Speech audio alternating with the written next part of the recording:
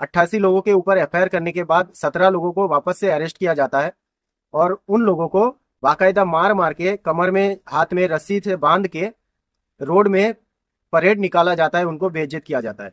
इस तीनों स्टेट में बीजेपी का सरकार है, तभी ऐसा हो रहा है। यूपी में एक मस्जिद का मुअज्जिन, एक इमाम, उसको मार मार के जय श्री राम का नारा लगवाने के लिए जबरदस्ती किया जा रहा था और जब ये नहीं बोला तो उसको मार मार के बुरा हाल कर दिया। वो व्यक्ति हॉस्पिटल में है और ये गंदा काम करने वाला कोई और नहीं है, हमारा देश का पुलिस, हमारा देश का सरकार, भाजपा सरकार और आरएसएस संगठन ने किया है ये।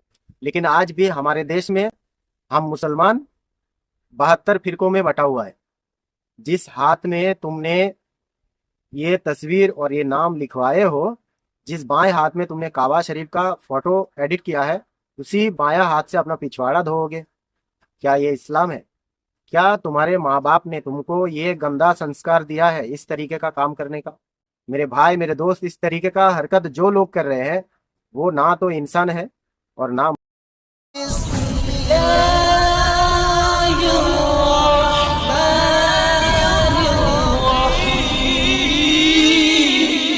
गुजरात में एक जाकिर नाम का लड़का अपने सोशल मीडिया हैंडल पर ये पोस्ट करता है, आई लव मोहम्मद सल्लल्लाहु अलैहि वसल्लम।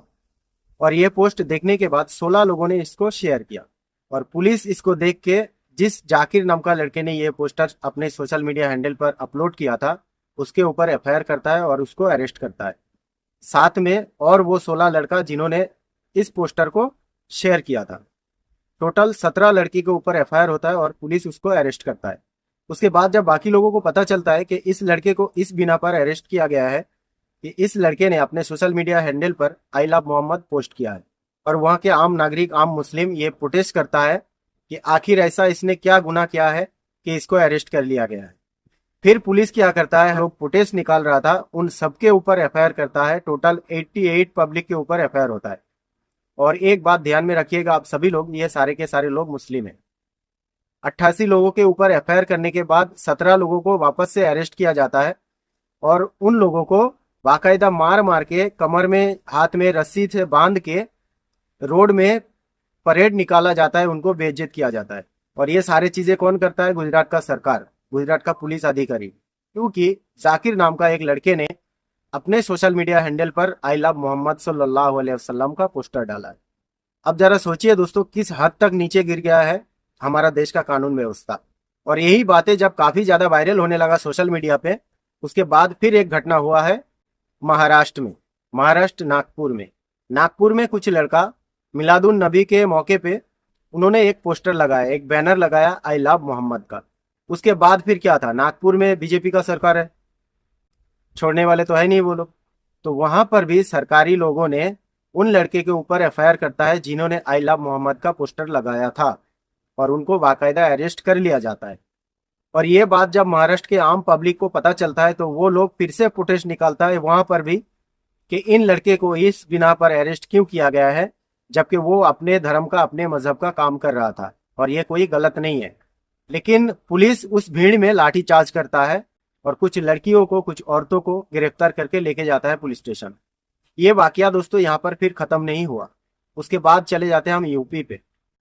यूपी में मिलादुन नबी के मौके पर 3-4 लड़के ने एक बैनर लगाया आई लव मोहम्मद सल्लल्लाहु अलैहि वसल्लम और उस बैनर पे बाकायदा लिखा गया था कि ये पोस्टर ज्यादा दिन नहीं रहेगा, मिलादुन नबी का जैसे मौका खत्म होगा हम इस पोस्टर को यहां से निकाल देंगे। लेकिन यूपी पुलिस क्या करता है, उन लड़कों के ऊपर एफआईआर करता है और उन लड़के को अरेस्ट कर लिया जाता है। सिर्फ आई लव मोहम्मद सल्लल्लाहु अलैहि वसल्लम कहने पर अगर हमारा देश का पुलिस किसी व्यक्ति को अरेस्ट करता है तो आप इस बात से अंदाजा लगा सकते हैं कि किस हद तक नीचे गिर गया है हमारा देश का सरकार। यूपी में उन लड़कों के ऊपर एफआईआर करने वाला और अरेस्ट करने वाला एक ही बंदा है, एक पुलिस वाला। ये आपके स्क्रीन में देख सकते हैं, ये वो व्यक्ति है जिन्होंने ये गंदा हरकत किया है। जब आई लव मोहम्मद सल्लल्लाहु अलैहि वसल्लम का पोस्टर लगाने पे किसी के ऊपर एफआईआर होता है, किसी के ऊपर अरेस्ट वारंट निकलता है और किसी को मार मार के रोड में बेइज्जत करके रैली निकाला जाता है रस्सी से बांध के, तो फिर आप लोगों को दूसरे धर्मों का भी प्रचार बंद कर देना चाहिए। अगर हमारे कहने से तुम सभी को तकलीफ हो रहा है तो फिर तुम अपने धर्म का, अपने मजहब का प्रचार बंद कर दो। और इसमें सबसे बड़ी बात दोस्तों ये है कि जिस सिटी पे, जिस स्टेट में ये हादसा हुआ है, ये तीनों स्टेट बीजेपी के अंडर में है। इस तीनों स्टेट में बीजेपी का सरकार है, तभी ऐसा हो रहा है। अब भी अगर हमारे देश का लोगों का, आम नागरिकों का आंखें नहीं खुलता है, तो उनको एक बात समझ लेना चाहिए, इसके बाद तुम्हारा नंबर आने वाला है। ये सारी चीजें खत्म नहीं हुआ, फिर से एक हादसा हो गया यूपी में। यूपी में एक मस्जिद का मुअज्जिन, एक इमाम, उसको मार मार के जय श्री राम का नारा लगवाने के लिए जबरदस्ती किया जा रहा था। और जब ये नहीं बोला तो उसको मार मार के बुरा हाल कर दिया। वो व्यक्ति हॉस्पिटल में है। आप सभी को पता है 2014 के बाद से जितने अटैक हुए हैं हमारे देश में, सब मुसलमान के ऊपर हुआ है। और ये गंदा काम करने वाला कोई और नहीं है, हमारा देश का पुलिस, हमारा देश का सरकार, भाजपा सरकार और आरएसएस संगठन ने किया है ये सारे हरकत। लेकिन आज भी हमारे देश में हम मुसलमान 72 फिरकों में बटा हुआ है। टोटल 72 फिरकों में बटे हुए हैं हम लोग आज भी। मेरा रिक्वेस्ट है उन सभी मुसलमान भाइयों से, ये सारे चीजें क्यों और किस लिए हो रहा है ये आप सभी को मुझसे ज्यादा मालूम है। आप सभी को पता है 2026 में इलेक्शन है, और उस इलेक्शन से पहले भाजपा सरकार हमारे देश में फिर से एक बार दंगा कराना चाहता है, और ये उसी साजिश का नतीजा है। इससे पहले का दोस्तों कहीं ऐसा वाकया है जो हमारे साथ पेश आया है, सिर्फ और सिर्फ हम मुसलमानों के साथ पेश आया है। और ये करने वाला कोई और नहीं है दोस्तों, हमारे देश का सरकार और हमारा देश का पुलिस प्रशासन है। इन सारे चीजों को देखने के बाद एक सवाल तो उठता है दोस्तों, कहाँ गया हमारा देश का संविधान। हम मुसलमान लोग हमेशा संविधान को आगे रख के चलते हैं, लेकिन हमारे अलावा इस देश में कुछ और लोग भी हैं जो संविधान को पैरों में रोंद के अपना मन मर्जी कुछ भी करता है। गरीब, मजबूर, लाचार लोगों के ऊपर अत्याचार करता है। किसी को अगर आई लव मोहम्मद सल्लल्लाहु अलैहि वसल्लम लिखने पर तकलीफ होता है, तो ये बातें उनको ध्यान में रखना चाहिए कि उनको अपने धर्म, अपने मजहब का प्रचार बंद कर देना चाहिए। लेकिन दोस्तों आई लव मोहम्मद लिखने पर अगर किसी को प्रॉब्लम होता है तो वो बात अलग है, मगर हम अपना काम करते रहेंगे, हम अपना नबी का नाम लेते रहेंगे। इससे अगर कोई दिक्कत होता है किसी को, उससे हमें कोई दिक्कत नहीं है। जेल जाना पड़े इसके लिए भी हम तैयार हैं, अगर फांसी भी चढ़ा दे इसके लिए भी हम तैयार हैं। हम अपने नबी के नाम पे अपना जान लुटाने के लिए भी तैयार हैं। मगर इसमें एक बात और है, आई लव मोहम्मद सल्लल्लाहु अलैहि वसल्लम का गलत प्रचार भी किया जा रहा है, वो भी मुसलमान द्वारा। ये वीडियो आप देखिए, ये अपने गाड़ी के पीछे के शीशे में आई लव मोहम्मद सल्लल्लाहु अलैहि वसल्लम लिखता है। ये लिख के क्या कर रहा है आप गौर से देखिए, इसको दूध से उसको धो रहा है। क्या यही इस्लाम है?